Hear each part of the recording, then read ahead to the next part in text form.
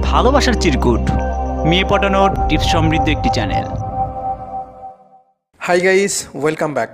বন্ধুরা, জানুয়ারি মাস পড়ে গেছে অলরেডি। বিভিন্ন স্কুলে বিদায় অনুষ্ঠান বা বিভিন্ন অনুষ্ঠান শুরু হয়ে গেছে, যারা এসএসসি দিচ্ছে বা এমন আরও অনুষ্ঠান শুরু হয়ে গেছে। তো অনেকে আমাকে রিকোয়েস্ট করেছিল যে ভাই, বিদায়ী অনুষ্ঠানের ভাষণ সম্পর্কে কিছু একটা লিখুন।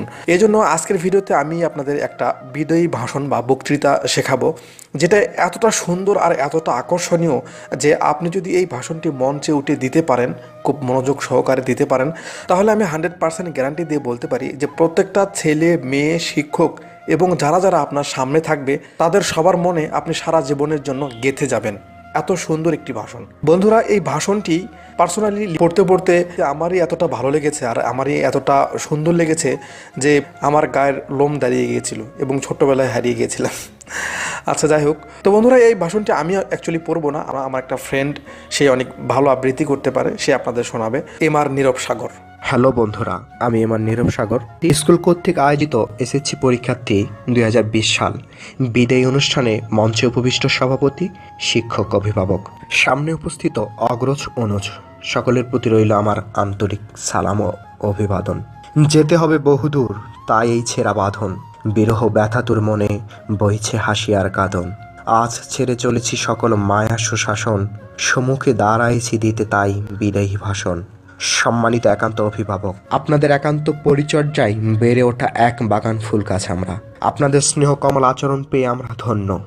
সদ্য অঙ্কুরোদ্গম চারা গাছ আপনারা দীর্ঘদিন বিরামহীনভাবে সেবা যত্ন করে আজকে সুন্দর করে তুলেছেন, এই জন্য থাকবে আজন্ম কৃতজ্ঞতা।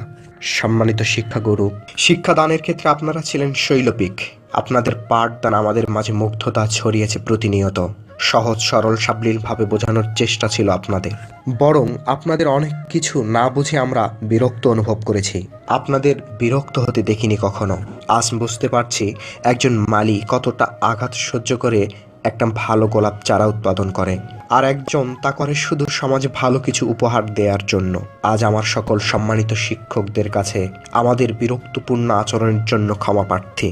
সম্মানিত অভিভাবক, আপনাদের কাছে কৃতজ্ঞতা প্রথমত এই যে আপনারা এত সুন্দর একটা প্রতিষ্ঠানে আমাদেরকে পড়ার সুযোগ করে দিয়েছিলেন, শেখার জগতে জ্ঞানীগুণী মানুষদের সাথে মেশার সুযোগ করে দিয়েছিলেন। আমরা নিজ নিজ অভিভাবককে হারিয়ে পেয়েছিলাম আরও ভালো কিছু কর্তা। আপনাদের মনের ইচ্ছাগুলো যেন আমরা পরিস্ফুটিত করতে পারি, আমাদের এখন এই কামনা। আপনারা আমাদের জন্য দোয়া রাখবেন। প্রিয় সহপাঠী, অচেনা কতগুলো মুখ কে কোথা থেকে একত্র হয়েছিলাম জানতাম না। আজ মনে হচ্ছে একটা গোষ্ঠীকে কি একটা বিদায় শব্দ গাঁট ছাড়া করছে। প্রচলিত একটা গানের কয়েক লাইন মনের ভিতরটাই গুনগুন করছে। কেন বাড়লে বয়স, ছোট্টবেলার বন্ধু হারিয়ে যায়, হারাচ্ছে সব, বাড়াচ্ছে ভিড় হারানোর তালিকায়। না, এই হারিয়ে যাওয়া কোনো মানা নেই।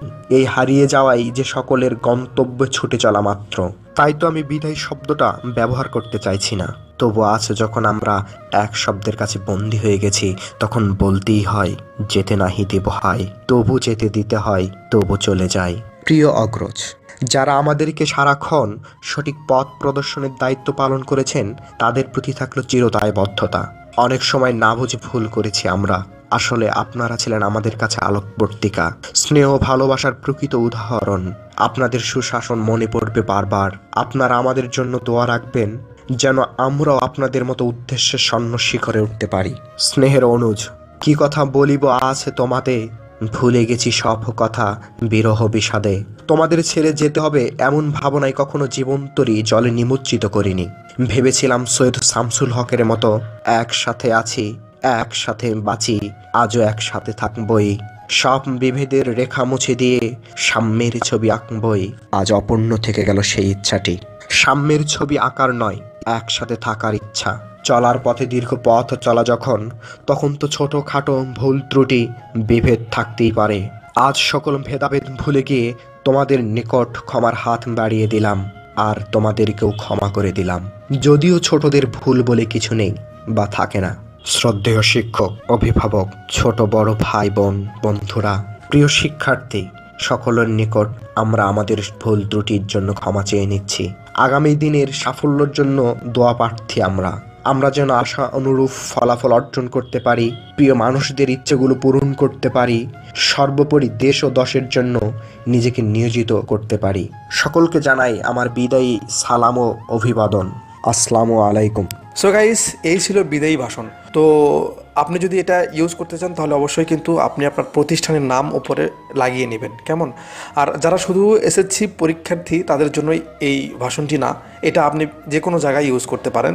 শুধু পরিবেশ পরিস্থিতি অনুযায়ী আপনাকে কিছু কিছু শব্দ চেঞ্জ করতে হবে, ঠিক আছে?